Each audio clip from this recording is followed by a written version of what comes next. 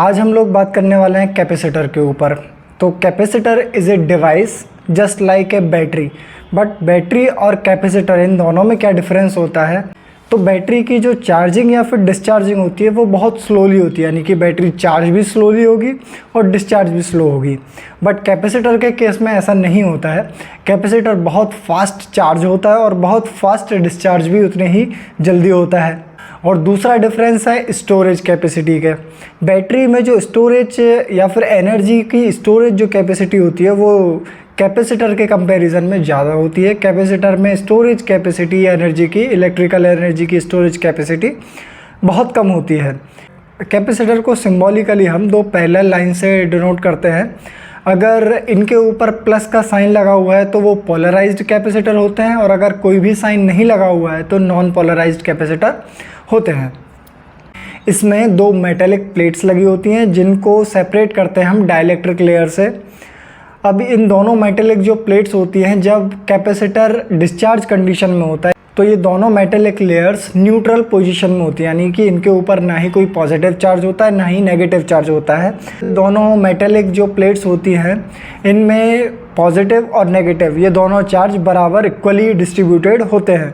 अब अगर हम एप्लीकेशन की बात करें कि कैपेसिटर को कहाँ हम यूज़ करते हैं, तो कैपेसिटर का यूज़ हम ऐसे सर्किट्स में करते हैं जहाँ पे पावर सोर्स या फिर जो सप्लाई है हमारा उसका बार बार बहुत फास्टली इंटरप्शंस आ रहे हों।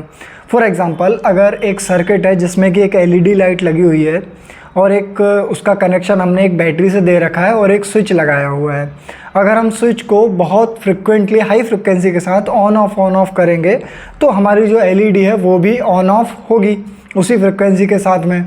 बट अगर मैं चाहता हूँ कि जो मेरा स्विच है वो भले ही या फिर जो पावर सप्लाई है वो भले ही ऑन ऑफ होती रहे, बट मेरा जो एलईडी है वो एलईडी कंटिन्यूसली ग्लो करता रहे, तो ऐसे केस में मैं उस सर्किट में पैरेलली एक कैपेसिटर को अटैच कर दूंगा। तो कैपेसिटर जिस टाइम पे पावर सप्लाई नहीं हो रही होगी मेरे एलईडी बल्ब तक, तो उस टाइम तक जो मेरा कैपेसिटर है वो पावर की सप्लाई को दे देता है। यानी कि कैपेसिटर का यूज़ हम ऐसे सर्किट्स में करते हैं जहाँ पे पावर सप्लाई का बार बार इंटरप्शंस हो रहा है और हम चाहते हैं कि हमारा जो आउटपुट है या फिर सप्लाई है हमको वो कंटिन्यूस मिलती रहे, उसमें कोई भी इंटरप्शंस ना हो। तो इसलिए हमारा जो कैपेसिटर है, कैपेसिटर का यूज़ हम इस तरह के सर्किट्स में करते हैं। कैपेसिटर को अगर हम वाटर एनालॉजी से समझें तो आप इमेजिन कीजिए कि एक पाइपलाइन है जिसमें कि वाटर का फ्लो हो रहा है, उसमें एक वॉल्व लगी हुई है। अब अगर आप इस वॉल्व को ओपन करते हैं तो वाटर का फ्लो आपको मिलेगा आउटपुट और अगर आप इस वॉल्व को क्लोज़ कर देते हैं तो वाटर का जो फ्लो है वो स्टॉप हो जाएगा। यानी कि वाटर का जो फ्लो है, अगर आप इस वॉल्व को ऑन ऑफ करते हैं या फिर इसको क्लोज़ या फिर ओपन करते हैं तो वाटर का फ्लो में इंटरप्शंस आएंगे।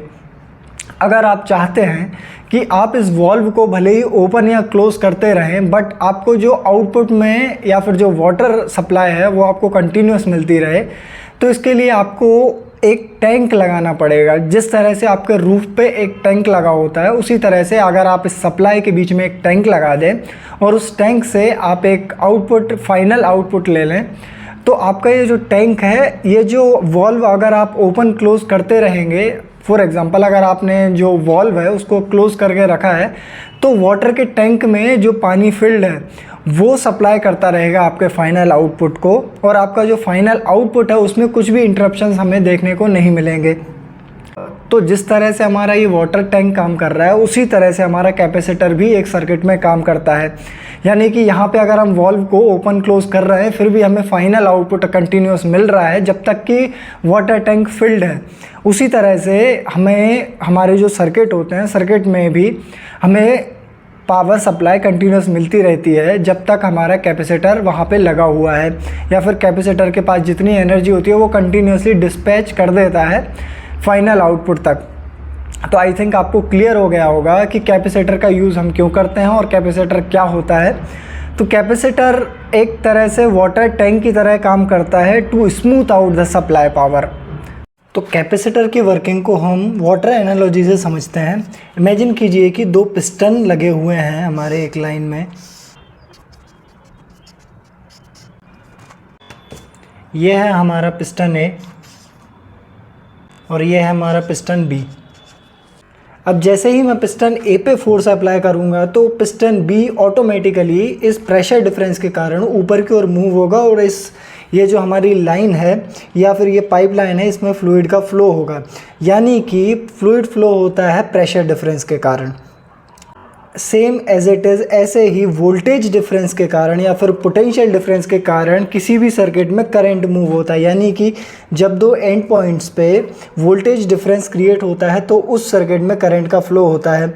ये जो पाइपलाइन है, इस पाइपलाइन में अगर मैं एक इलास्टिक चैम्बर लगा दूं तो इसमें क्या डिफरेंस होगा वो समझते हैं। यहाँ पे आपको ये जो लाइन दिख रही है ये है हमारी इलास्टिक मेम्ब्रेन। अब अगर मैं इस पिस्टन ए पर फोर्स अप्लाई करता हूँ FA, तो ये जो रेड कलर का फ्लूइड है, ये रेड कलर का फ्लूइड इस इलास्टिक मेम्ब्रेन में राइट साइड की ओर फोर्स अप्लाई करेगा और इसमें इलास्टिक फोर्स की तरह ये एक तरह से रीस्टोर हो जाएगा। अगर मैं सिर्फ इस इलास्टिक चैम्बर की बात करूँ तो ये कुछ इस तरह से हमें दिखेगा। ये इलास्टिक मेम्ब्रेन कुछ इस तरह से ये डेवलप हो जाएगी, इस तरह से मूव हो जाएगी और इसमें एक FE इलास्टिक फोर्स एक रीस्टोर हो जाएगा।